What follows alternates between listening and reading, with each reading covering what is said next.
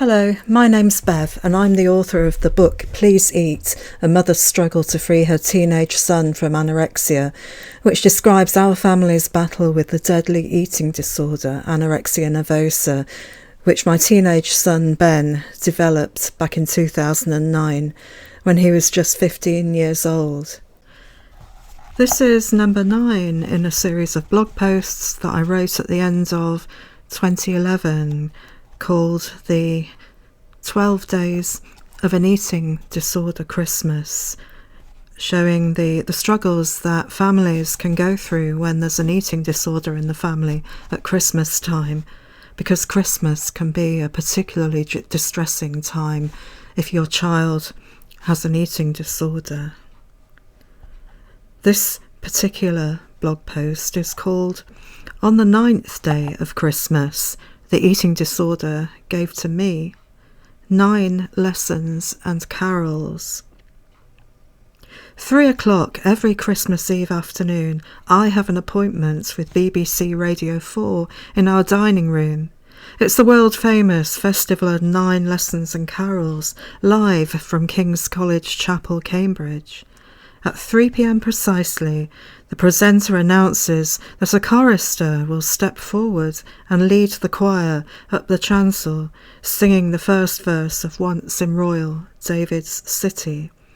Every single Christmas Eve, I take myself off into our festive dining room, table already set for Christmas dinner, switch on the fairy lights, light some festively perfumed candles, and listen to this broadcast, just like my mum and my grandma before me.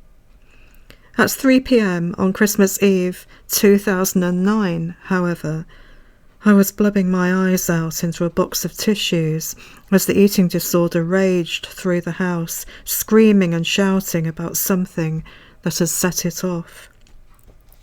As the eating disorder continued to rant and rage, and Ben's dad tried to calm him, I just sobbed and sobbed, thinking of us, yet also thinking of all those other families who, for whatever reason, were missing their child that Christmas.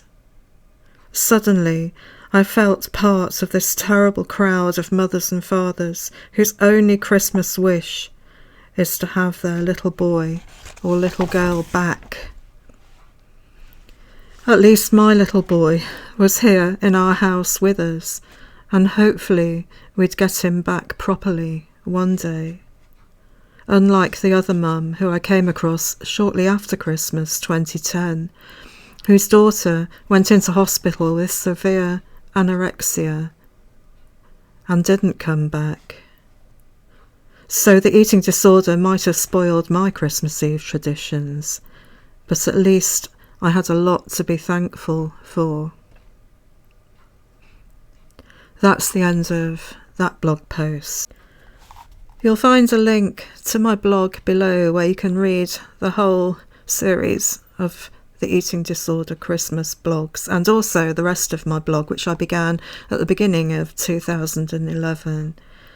You'll also find a link to my website where you can download PDFs of my blog, which might be easier to follow than trying to click through a blog. And there's also a link to Amazon where you can buy a copy of my book.